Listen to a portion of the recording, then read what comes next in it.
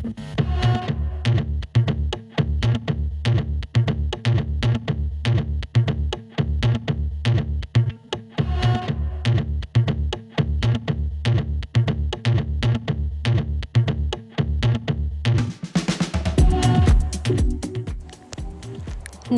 বন্ধুরা, চলে এলাম আবার আপনাদের কাছে।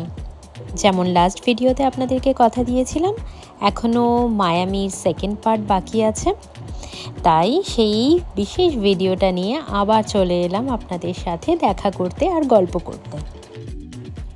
সারাদিন ধরে বিচে আনন্দ করে স্নান করে তারপর আমরা ভাবলাম যে এখন যদি একটু খাওয়া দাওয়া না করি তাহলে আর এনার্জিকে স্টোর করে রাখা যাবে না। তাই আমরা এখন বিচ থেকে বেরিয়ে পড়েছি একটা স্পেশাল ইন্ডিয়ান রেস্টুরেন্টে খেতে যাব বলে।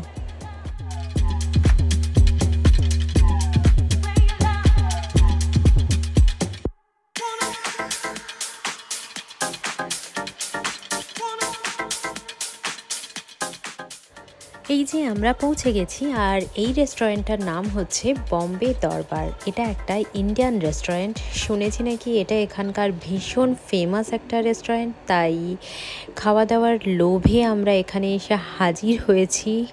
আর আমরা তো ভীষণই ক্ষুধার্ত, তাই মনে হচ্ছে এখানে এখন যা হাতের সামনে পাবো সবই বোধহয় আমরা খেয়ে নেব। তা কিন্তু নয়, তবে হ্যাঁ, যা যা ফর্মালিটিস থাকে তা তো করতেই হবে। এসে বসতে হবে, অর্ডার দিতে হবে, তারপর ওনারা সময় মতন খাবার দাবার তৈরি করে আমাদের কাছে নিয়ে আসবেন। তাই এখন আমাদেরকে অপেক্ষারত অবস্থায় খানিকক্ষণ কাটাতেই হবে। তাই যখন অপেক্ষা করতেই হবে, আমি ভাবলাম আমার বন্ধুদের সাথে আমি তো সব কিছুই শেয়ার করি, তাই এত সুন্দর করে সাজানো একটা জায়গা আমি আমার বন্ধুদের সাথে শেয়ার না করে কিভাবে থাকতে পারি। তাই আমি শুভর হাতে চট করে ক্যামেরাটা ধরিয়ে দিলাম, বললাম তুমি ততক্ষণে রেস্টুরেন্টের চারিদিকটা একটু দেখিয়ে দাও আমার বন্ধুদেরকে, আর আমি বসে না হয় ঠিক করি যে এখন আমরা কি কি খাবো। তাই আমি এখন মেনু দেখতে ব্যস্ত, আর শুভ একটু ভিডিওয়ে আপনাদেরকে রেস্টুরেন্টের ভেতরটা দেখিয়ে দিচ্ছে সেই সুযোগে। আলটিমেটলি সবার মতামত নিয়ে খাবার অর্ডার করে দেওয়া হয়েছে। খানিকক্ষণ বসার পরেই দেখুন আমাদের কাছে খাবার দাবার হাজির হয়ে গেছে। চিকেন বিরিয়ানি, মাটন বিরিয়ানি, নান, সাথে ছিল রায়তা, চিকেন কষা আর মাটন দো পেঁয়াজা, এবং শেষে ছিল ভার্জিন মোহিত, আর তার সাথে ছিল এই ম্যাঙ্গো পিকল, যেটা ছিল আমার সব থেকে ফেভারিট ডিশ। তবে হ্যাঁ, সত্যি কথা বলতে এই রেস্টুরেন্টের খাবার দাবারগুলো কিন্তু ছিল খুবই সুস্বাদু।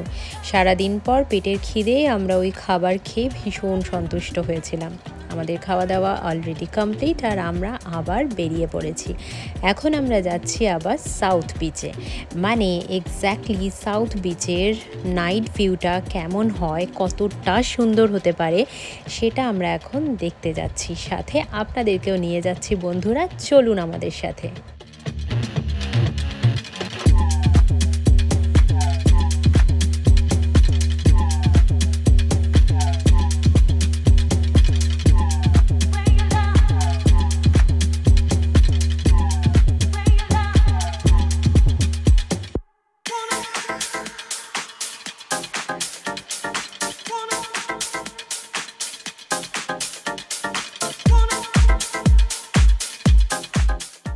বলতে বলতেই ঢুকে পড়েছি আমরা সাউথ বিচে।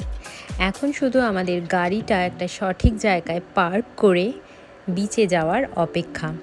তবে প্রবলেম হচ্ছে এটাই, একটা সঠিক পার্কিং জোন খুঁজে পাওয়া। এখন চলুন বন্ধুরা, আমরা ঠিকঠাকভাবে আগে গাড়িটাকে পার্ক করি, দেন আমরা আপনাদেরকে নিয়ে যাচ্ছি বিচে।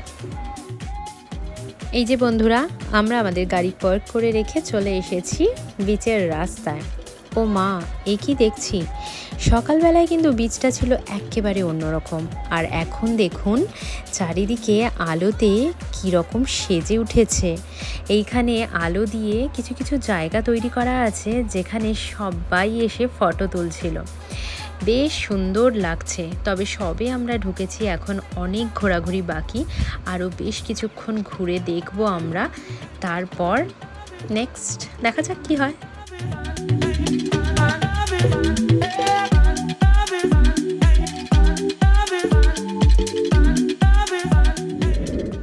আগের ভিডিওতে তো আমি আপনাদেরকে বলেইছিলাম যে এখানে অনেক ছোট বড় বার কাম রেস্টুরেন্ট রয়েছে, তবে এখন রাত্রিবেলায় এসে যেটা বুঝলাম এই বারগুলো ভীষণ রকমভাবে মেতে উঠেছে, আর যা বাইরে থেকে দেখতে ভীষণ ভালো লাগছে, তবে আমরা কিন্তু ভেতরে ঢুকিনি, আর কারণ আমাদের হাতে তেমন সময়ও ছিল না, আর যাই হোক অতটা ইচ্ছেও ছিল না ভেতরে ঢোকার, তাই আমরা দূর থেকেই দেখে আনন্দ উপভোগ করলাম।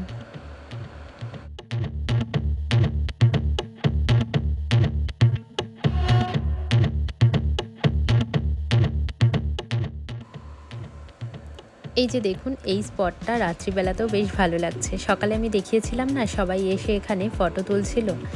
রাস্তার দুধারে আলো দিয়ে এই নারকেল গাছগুলোকে সাজিয়ে রেখেছে, মনে হচ্ছে যেন ফলস, কিন্তু আমরা জানি যেহেতু দিনের বেলায় এসেছিলাম, দিনের বেলাতেও যেমন সবুজ রঙা ছিল, এখনও কিন্তু সেই রকম সবুজ আলো দিয়েই এই নারকেল গাছগুলোকে সাজানো হয়েছে। হাঁটতে হাঁটতে আমাদের চোখে পড়লো আরেকটা বিশেষ জিনিস। এই যে এই বারটা দেখে আপনারা হয়তো অনেকেই চিনতে পারছেন, হ্যাঁ, ম্যাঙ্গোজ, যেটা আমরা দোস্তানা মুভিতে দেখেছিলাম। দোস্তানা মুভির শুটিং কিছুটা এখানে কিন্তু হয়েছিল, আমরা হঠাৎ করে দেখেই এটা আইডেন্টিফাই করতে পারলাম। ওয়াও, জাস্ট ভীষণ ভালো লাগছে। এই জায়গাটা দেখুন কি সুন্দর করে সাজানো রয়েছে। সময় থাকলে এই মাঠে বসেই বেশ কিছুটা সময় কাটিয়ে দেওয়া যেত, কিন্তু আমাদের হাতে আর বেশি সময় নেই, আর কিছুক্ষণ পরেই আমাদেরকে এখান থেকে বেরোতে হবে। বেরোবো বলে এগোলাম, আর দেখলাম এখানে দেখুন কি সুন্দর কয়েকজন মিলে নাচে গানে ভরিয়ে রেখেছে। ওরা নিজেদের মতন করে আনন্দ করছে, এবং এখানে যারা ট্যুরিস্টরা ঘুরতে এসেছে তাদেরকেও আনন্দ উপভোগ করার সুযোগ করে দিচ্ছে। বেশ ভালো লাগলো এই ব্যাপারটা। আর নয়, এবার মায়ামি বিচকে টাটা বাই বাই বলে আমাদের গাড়ি বের করে রওনা দিতে হবে এয়ারপোর্টের দিকে, কারণ ফ্লাইটের সময় হয়ে এসেছে। টাটা বাই বাই মায়ামি, আবার হয়তো কখনো কোনো সময় দেখা হবে তোমার সাথে।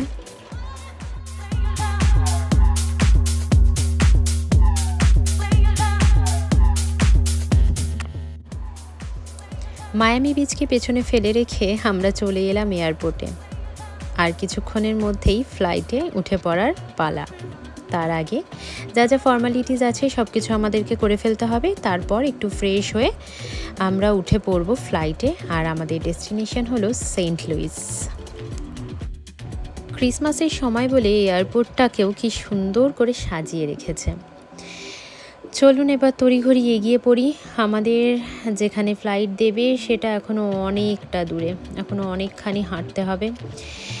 আমরা তো ভীষণ ক্লান্ত, তাও পৌঁছতে তো হবেই, বাড়ি পৌঁছতে হবে, না হলে পার্মানেন্টলি রেস্ট নেওয়ার কোনো ব্যবস্থা নেই। তবে আমার ইচ্ছে আছে ফ্লাইটে উঠেই একটা টানা ঘুম দেওয়ার।